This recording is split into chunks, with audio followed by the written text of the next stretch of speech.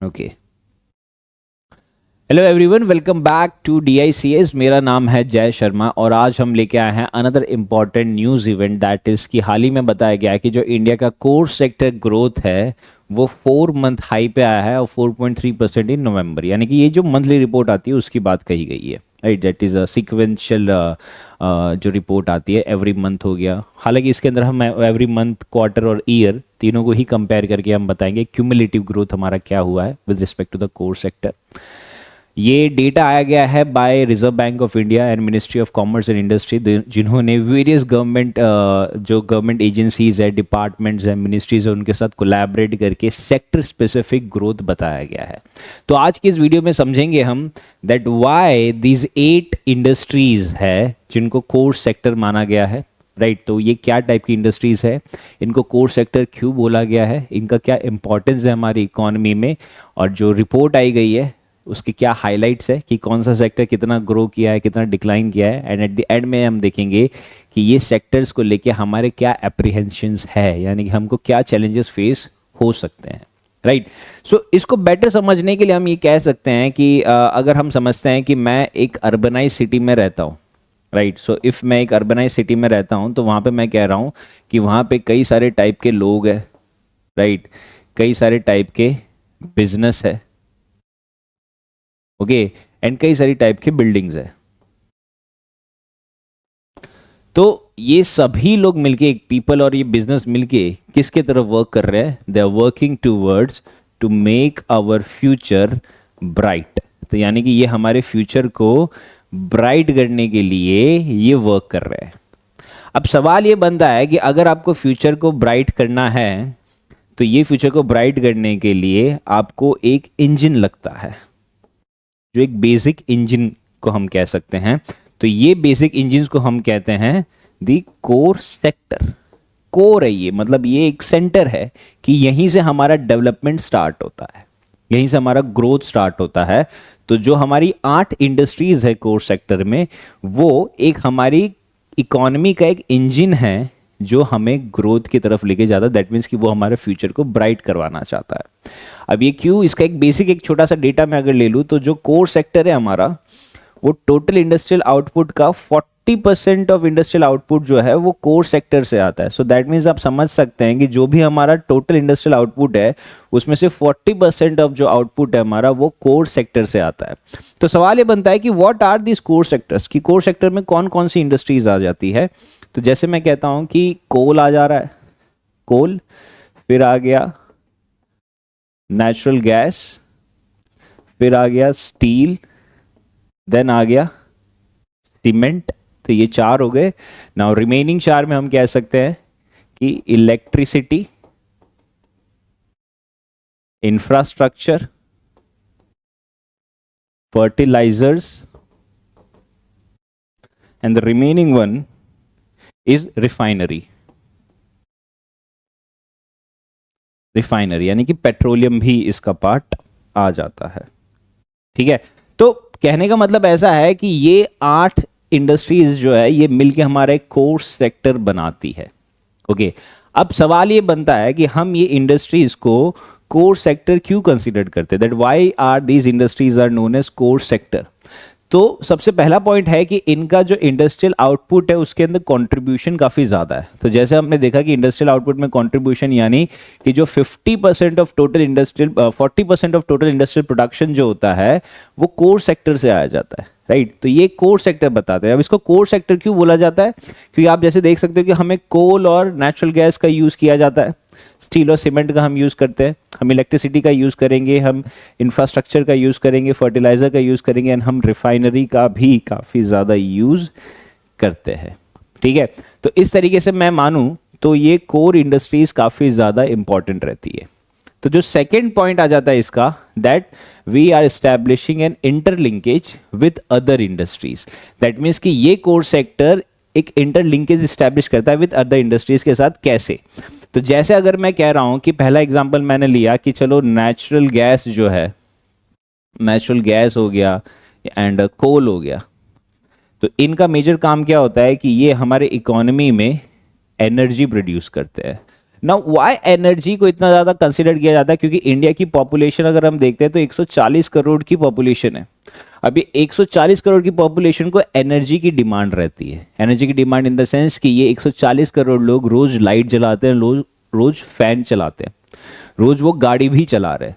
तो इन सब के लिए हमें एनर्जी की काफ़ी ज़्यादा रिक्वायरमेंट होती है। तो अगर ये हम खुद से डोमेस्टिकली प्रोड्यूस नहीं करेंगे तो हमें क्या करना पड़ेगा, हमें इंपोर्ट करना पड़ेगा, और इंपोर्ट करने में हमारा काफ़ी ज़्यादा बिल जो है वो इस पे जाएगा। सो दैट मीन्स कि जो पावर जनरेशन है, जो एनर्जी है, वो हमारे लिए बहुत ज़्यादा इंपॉर्टेंट हो गया, राइट।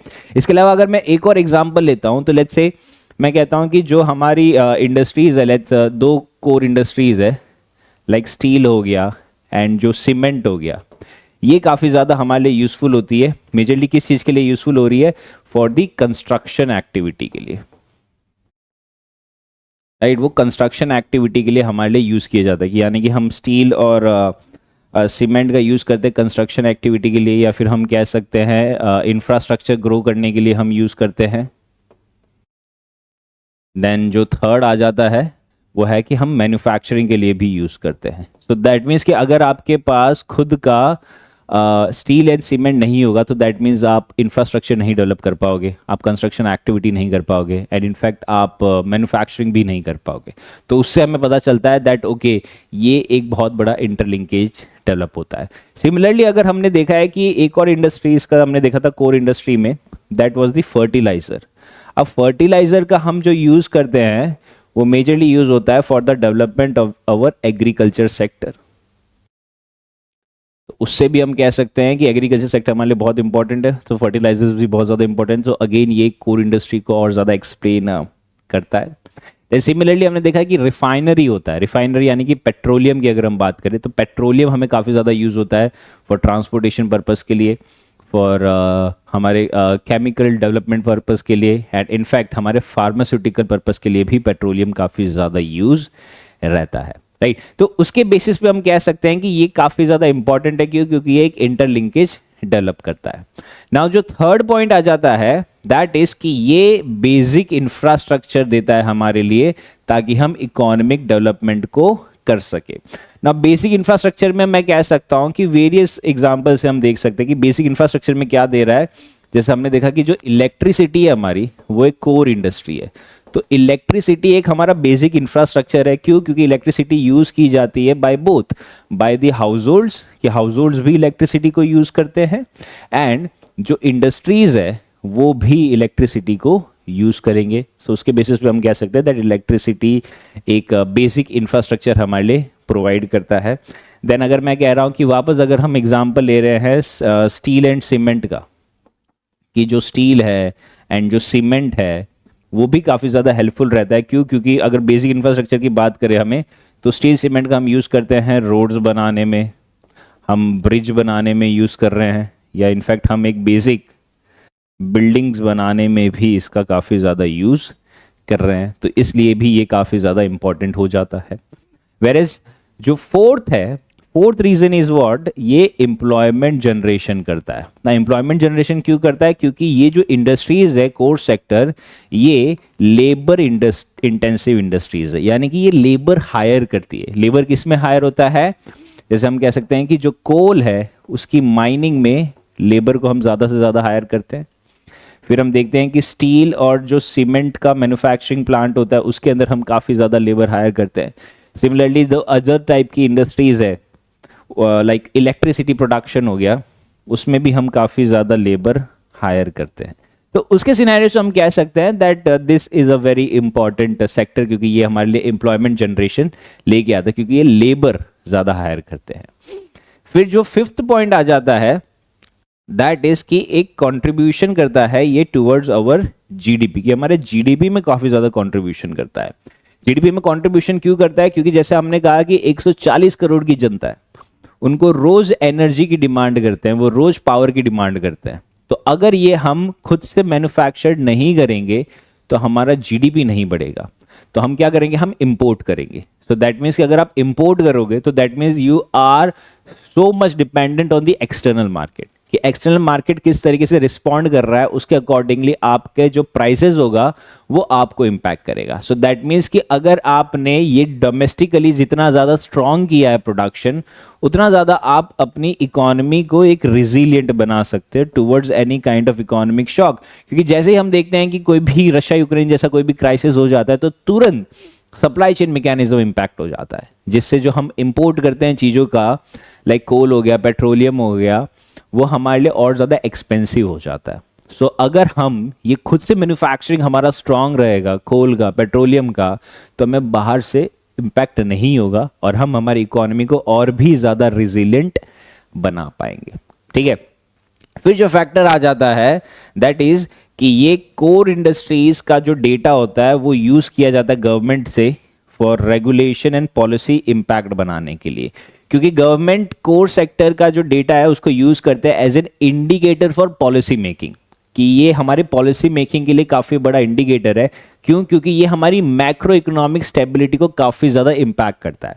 मैक्रो इकोनॉमिक स्टेबिलिटी में आ जाएगा, फॉर एग्जांपल हम कह रहे हैं कि ये हमारे जो इन्फ्लेशन है उसको इम्पैक्ट करता है, क्योंकि अगर हमने पास खुद से डेवलप नहीं किया तो हम इंपोर्ट करेंगे तो हमें ज़्यादा महंगा पड़ेगा, तो वो हमारे इन्फ्लेशन को इम्पैक्ट करता है। फिर हमने देखा कि ये एम्प्लॉयमेंट जनरेशन में भी रहेगा, तो ये हमारे मैक्रो इकोनॉमिक में हमारे एम्प्लॉयमेंट को भी काफ़ी ज़्यादा अफेक्ट करता है। सो गवर्नमेंट ये दो चीज़ों के, ये दो रीज़न की वजह से कहता है कि हमें ये चीज़ पे काफ़ी ज़्यादा फोकस करने की ज़रूरत है, क्योंकि ये हमारे macro economic stability, for example inflation हो गया, एम्प्लॉयमेंट हो गया, एंड एट द एंड जो इंडस्ट्रियल प्रोडक्शन है उसको काफ़ी ज़्यादा इम्पैक्ट करता है। फिर जो लास्ट आ जाता है कि there is a huge role in national security. National security में क्यों यूज़ होता है? क्योंकि हम अगर देखें स्टील का यूज़ देखें तो स्टील का यूज़ हम देखते हैं कि वो हमारे डिफेंस पर्पस के लिए यूज़ होता है। डिफेंस पर्पस के लिए कह सकते हैं कि हम हमारे को टैंक बनाना है, कोई भी एयरक्राफ्ट बनाना है, राइट, तो उसके लिए काफ़ी ज़्यादा यूज़ किया जाता है। सो कहने का मतलब क्या है कि दीज पॉइंट्स, ये जो हमारे 7 पॉइंट्स है, उससे हम कह सकते हैं कि core sector is very important, और इसलिए हमने इसको कोर सेक्टर कंसिडर किया गया, क्योंकि ये हमारा एक आउटपुट बताता है, हमारी एम्प्लॉयमेंट इस पे डिपेंड है, हमारी एनर्जी की डिमांड इस पे डिपेंड है, हमारी नेशनल सिक्योरिटी इस पे डिपेंड है। इनफैक्ट गवर्नमेंट जो पॉलिसीज बनाता है वो इन्हीं के बेसिस पे बनाता है कि हमारे कौन से सेक्टर में कितना ग्रोथ हुआ, किस में कितना डिक्लाइन हुआ, उसके बेसिस पे वो पॉलिसीज फ्रेम की जाती है। ठीक है, तो अगर हम अब आगे बढ़ते हैं, जैसे हमें एक बेसिक ओवरव्यू आ गया, we know the meaning of the core sectors, first thing, and second thing हमें इसका इंपॉर्टेंस पता चल गया that why are they known as the core sector. तो उसके बेसिस पे अभी क्या हाइलाइट्स आए हैं, तो उस पर अगर हम फोकस करते हैं तो यहाँ पे बोला गया है कि जो हमारा कोर इंफ्रास्ट्रक्चर सेक्टर है उसके अंदर एक ग्रोथ ऑब्जर्व की गई है, कि जो ओवरऑल ग्रोथ बताया गया है विद द इंफ्रास्ट्रक्चर सेक्टर, वो बोला है कि 4.3% से बढ़ा है नवंबर में, राइट, यानी कि अक्टूबर के कंपेयर में या फिर जो पिछले 4 महीने के कंपेयर में इंफ्रास्ट्रक्चर सेक्टर है उसके अंदर 4.3% का ग्रोथ हुआ है। वेरेस जो इनमें सबसे ज्यादा लीडिंग प्रोडक्शन है, कि मतलब हमारे जितने भी कोर सेक्टर है उसमें सबसे ज्यादा प्रोडक्शन जिसका इंक्रीज हुआ है दैट इज द सीमेंट। अब सीमेंट का मेजरली यूज किया जाता है फॉर कंस्ट्रक्शन पर्पस के लिए, तो ये चीज हमें बता रहा है कि इंडिया में कंस्ट्रक्शन ज्यादा हो रहा है, और कंस्ट्रक्शन हो रहा है दैट मीन्स कि हमारा इंफ्रास्ट्रक्चर ज्यादा बढ़ रहा है। तो यहां से को रिलेट किया जाता है कि जैसे हमने कहा ना कि ये एक इंडिकेटर है ऑफ पॉलिसी मेकिंग, तो अगर आप सीमेंट का प्रोडक्शन इंक्रीज हुआ है दैट मीन सीमेंट की डिमांड बढ़ रही है। सीमेंट को हम कहाँ यूज कर सकते हैं? फॉर कंस्ट्रक्शन पर्पस के लिए ही वही यूज होता है। सो दैट मीन्स कि जितनी ज्यादा सीमेंट की डिमांड बढ़ रही होता है, ज्यादा कंस्ट्रक्शन बढ़ रहा है, और अल्टीमेटली हमारा इंफ्रास्ट्रक्चर एक्टिविटी और भी ज्यादा इंक्रीज हो रहा है। तो यहाँ पे बताया गया है कि जो हमारा सीमेंट प्रोडक्शन है वो 13% से राइज किया गया है एज कंपेयर टू 2023, यानी कि एक साल पहले के कंपेयर में अगर हम देखें तो इस साल ये 13% से इंक्रीज हुआ है। सो ये एक लीड सेक्टर बन रहा है हमारा सीमेंट प्रोडक्शन। वेरेज अगर हम देखें कि जो हमारे सेक्टर है, जैसे एक इंडेक्स आता है, इंडेक्स ऑफ कोर इंडस्ट्रीज, ये हर महीने आता है, ठीक है, तो इसमें बताया गया कि जो हमारा ओवरऑल कोर सेक्टर है उसमें बताया गया कि नवंबर के कंपेयर में अक्टूबर में ज्यादा प्रोडक्शन था, और बोला कि नवंबर में 3.3% से डिक्लाइन हुआ है, जिसको सिक्वेंशियल डिक्लाइन कहा गया है। और इसके अंदर बताया गया कि जो टोटल हमारा 8 सेक्टर है उसमें से जो 6 है वहां पे नेगेटिव ग्रोथ दिखाई गई है। सो दैट मीन्स कि जो दो सेक्टर है, that is the refinery products and the coal sector है, उसमें बताया गया कि वो अक्टूबर से नवंबर के कंपेयर में ये काफी ज्यादा इंक्रीज हुआ है। वैसे जो सीमेंट वाला हमने देखा वो पूरा एक साल का डेटा है, ये एवरी मंथली डेटा आता है, that is the index of core industries, ये हर मंथ आता है, जिसके अंदर बताया गया कि अक्टूबर तक में ये 6, बाकी सारे कोर सेक्टर्स ग्रो कर रहे थे, बट नवंबर में पता चला कि 6 में से सिर्फ 2 ही कोर सेक्टर ग्रो कर रहे हैं, बाकी सारे डिक्लाइनिंग ट्रेंड में आ गए हैं, राइट। तो ये चीज बताई गई है under the sequential decline. But अगर हम थोड़ा सेक्टर स्पेसिफिक जाते हैं, सेक्टर स्पेसिफिक में अगर मैं देखा कि सीमेंट की अगर बात करें तो सीमेंट में जो एनुअल ग्रोथ है वो काफी ज्यादा इंप्रेसिव हुई है, राइट। ये हम मानते हैं कि एनुअल ग्रोथ काफी ज्यादा इंप्रेसिव हुई है, बट जो मंथली ग्रोथ है, यानी कि अगर हम अक्टूबर से नवंबर में कंपेयर करते हैं तो उसके अंदर डिक्लाइन आया है 5.5% का, ठीक है। एंड देन जब हम कोल की बात करते हैं तो कोल में 7.5% का इंक्रीज हुआ है, राइट। तो ये हमारे 8 महीने में सबसे ज्यादा हमने प्रोडक्शन किया है। दैट मीन्स कि ये क्या बता रहा है कि हमारा एनर्जी कंजम्पशन बढ़ गया है, तो एनर्जी कंजम्पशन बढ़ा इसलिए हमने कोल का प्रोडक्शन बढ़ा दिया है, तो ये चीज बता रहा है। वेरे जो स्टील का अगर हम देखते हैं तो स्टील आउटपुट 4.8% से बढ़ा है ईयर ऑन ईयर में, लेकिन अगर हम मंथली देखते हैं तो उसके अंदर 4.7% से डिक्लाइन हुआ है, right. So these are two kind of data. हालांकि आप ये डेटा यूज कर सकते हो अपने मेंस आंसर राइटिंग में, तो वो आपके आर्ग्यूमेंट्स को सब्सटैंशिएट करता है। वेरेज अगर हम इलेक्ट्रिसिटी की बात करें तो इलेक्ट्रिसिटी जनरेशन इंक्रीज हुआ है बाय 3.8% नवंबर में, लेकिन ये 12.9% से कम है to the October level, right. तो ये बता रहा है कि ये जो दिसंबर 2023 से कंपेयर करें अभी तक नवंबर 2024 में, तो ये सबसे वीकेस्ट आउटपुट रहा है हमारा इलेक्ट्रिसिटी, यानी कि हम इलेक्ट्रिसिटी इतना ज़्यादा जनरेट नहीं कर पा रहे हैं जितना हमें जनरेट करना चाहिए। फिर आ जाता है crude oil and natural gas, जिसके अंदर बताया गया कि दोनों ही कॉन्ट्रैक्ट किए हैं, क्रूड ऑयल और नेचुरल गैस दोनों में ही डिक्लाइन हुआ है, कि जो क्रूड ऑयल है -2.1% से डिक्लाइन हुआ है और नेचुरल गैस है -1.9% से डिक्लाइन हुआ है। जो क्रूड ऑयल है वो 6 मंथ का डेटा गया है और नेचुरल गैस में 3 मंथ्स का डेटा बताया गया। तो ये सजेस्ट कर रहा है कि हमें इम्प्रूवमेंट लाने की ज़रूरत है in this sector, that is crude oil and natural gas, okay.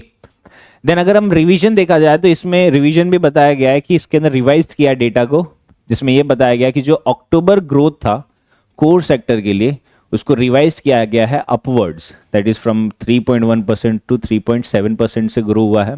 वेरेज अगस्त में देखा जाए तो जो कोर सेक्टर का आउटपुट है उसको रिवाइज किया है कि 1.6% से डिक्लाइन होकर वो 1.5% पे डिक्लाइन आया गया है, राइट।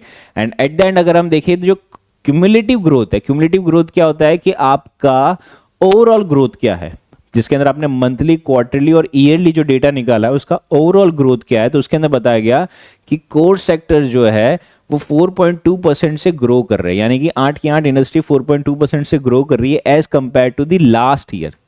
लेकिन ये एक स्लो डाउन कंपेयर किया जा रहा है जब हम देख रहे हैं कि हमारे में 8.7% का भी ग्रोथ हुआ था इसके करस्पॉन्डिंग ईयर इन 2023 और 24 में। सो उसके अकॉर्डिंगली ये थोड़ा सा कम है, राइट। बट अगर लास्ट ईयर से कंपेयर करते हैं तो ये ज्यादा है, राइट। तो अब जो सवाल ये बनता है कि जो हमने देखा कि कुछ चीज़ों में एक्टिविटी इंक्रीज हुई है, जैसे हमने बताया कि इंफ्रास्ट्रक्चर में एक्टिविटी हमारी बढ़ गई है, तो ये बता रहा है कि रीज़न क्या बताया आरबीआई ने कि गवर्नमेंट की स्पेंडिंग इंक्रीज हो गई है, कि हम कैपिटल एक्सपेंडिचर पे ज़्यादा खर्चा कर पा रहे हैं। तो ये रिफ्लेक्ट करता है कि जो हमारा स्टेडी ग्रोथ हो रहा है स्टील में और सीमेंट प्रोडक्शन में, ये मेजरली क्यों हो रहा है, क्योंकि हमारा होम कंस्ट्रक्शन बढ़ रहा है। तो यहाँ पे 2 चीज़ों पे बात की गई है। पहला बताया गया है कि हमारा गवर्नमेंट एक्सपेंडिचर बढ़ा है इंफ्रास्ट्रक्चर में, और दूसरा बोला है कि हमारा रेसिडेंशियल में ज़्यादा कंस्ट्रक्शन इंक्रीज हुआ रादर देन द कमर्शियल, यानी कि हम घर ज़्यादा बना रहे हैं लोगों के लिए रादर देन कॉम्प्लेक्सेस, ओके। तो ये एक बेसिक डेटा, ये छोटे मोटे डेटा है जो आप यूज़ कर सकते हो, राइट। एंड देन जो आउटलुक बोला गया है कि फ्यूचर आउटलुक क्या है हमारे इंडस्ट्रियल ग्रोथ के लिए, तो आउटलुक में बोला है under the index of industrial production, जिसके अंदर बोला है कि यहाँ पे हमारा ग्रोथ होगा 4.5% से 5% तक का नवंबर में। क्यों? क्योंकि फेस्टिवल डिमांड काफ़ी ज़्यादा आएगा, तो जितना ज़्यादा फेस्टिवल डिमांड आएगा उतना ज़्यादा हमारा इंडस्ट्रियल प्रोडक्शन बढ़ेगा। यानी कि जो अब नेक्स्ट मंथ में जो इंडेक्स आएगा वो ज़रूर आप ऑब्जर्व करना कि उसमें फेस्टिव डिमांड से क्या परसेंट से ग्रोथ हुआ है। जो पहले 4.4% था, तो ऐसा बोला गया है कि ये 4.5 से 5% तक का ग्रोथ आएगा। क्यों? क्योंकि फेस्टिव डिमांड बढ़ेगी, राइट। वेरे जो एक और हमारे चीफ इकोनॉमिस्ट है अदिति नायर, उन्होंने एट्रीब्यूट किया है कि जो सीमेंट ग्रोथ है, शार्प सीमेंट ग्रोथ का जो लो बेस है फ्रॉम द प्रीवियस ईयर, और फोरकास्ट किया है कि जो आईआईपी ग्रोथ होगा, इंडेक्स ऑफ इंडस्ट्रियल प्रोडक्शन, उसके अंदर ये 5 to 7% तक की रेंज में रहेगा फॉर दी नवंबर में, राइट। तो ये सारा फोरकास्ट वो यूज करते हैं। बट अगर हम आगे बढ़ते हैं टू अंडरस्टैंड दी एप्रीहेंशंस, कि क्या एप्रीहेंशंस है हमारे में, तो एक बेसिक चीज ये बताते हैं कि जो हमारे की सेक्टर्स है वहां पे ग्रोथ थोड़ा स्लो हो रहा है। जैसे हमने देखा इलेक्ट्रिसिटी में हमारा ग्रोथ नहीं हो पा रहा है, पेट्रोलियम में हमारा ग्रोथ नहीं हो पा रहा है। सो दैट मीन्स कि जो हमें एनर्जी की डिमांड है, पावर की डिमांड है, वो की सेक्टर्स है। 140 करोड़ की जनता है, उनको रोज लाइट चाहिए, रोज फैन चाहिए, तो वो प्रोडक्शन अभी तक हमारा अप टू द मार्क नहीं हुआ है। यानी कि यहाँ पे जो ग्रोथ है वो थोड़ी सी स्लो हो रही है। वेरेज हमने देखा कि अगर हम 140 करोड़ की जनता का एनर्जी डिमांड नहीं कर पाएंगे तो हमें इंपोर्ट करना पड़ेगा। अब इंपोर्ट में इशू ये होता है कि जब भी कोई भी जियोपॉलिटिकल क्राइसिस होता है या ग्लोबल लेवल पे इकोनॉमिक कंडीशंस चेंज हो जाती है, तो वहां पे इशू क्रिएट होता है कि इसका एक प्रेशर बिल्डअप होता है इन्फ्लेशन पे। इन्फ्लेशन पे ये एक इशू क्रिएट करता है, राइट। देन देखा जाए तो सप्लाई चेन बॉटलनेक्स का भी एक बहुत बड़ा इशू है। सप्लाई चेन का क्या होता है कि हमें सबसे पहले कोई चीज़ स्टोर करनी होती है, स्टोर करके हम एक से लेते हैं और एक को देते हैं। तो ये जो ट्रायंगल है, ये ट्रायंगल में सप्लाई चेन मैकेनिज्म होता है कि एक पर्टिकुलर है, जैसे यहाँ से इलेक्ट्रिसिटी प्रोड्यूस होकर यहाँ गई और ये यहाँ से हाउस होल्ड पे गई, हाउस होल्ड हो गया या ये हो गया।